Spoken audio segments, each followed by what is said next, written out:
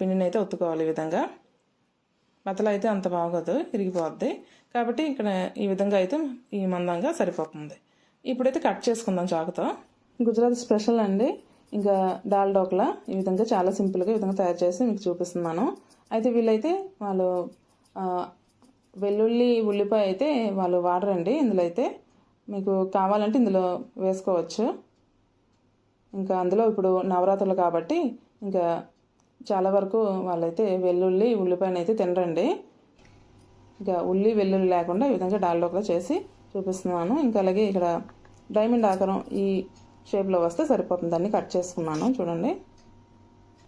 ఇంకా ఇప్పుడు దాల్ అయితే ఉడికింది కాబట్టి ఒకసారి బాగా కలిపేసుకుంటున్నాను. ఇంకా ఉడకలేదు అని అనిపిస్తే ఒక కవ్వంతో బాగా చిలికేసుకుంటే సరిపోతుంది.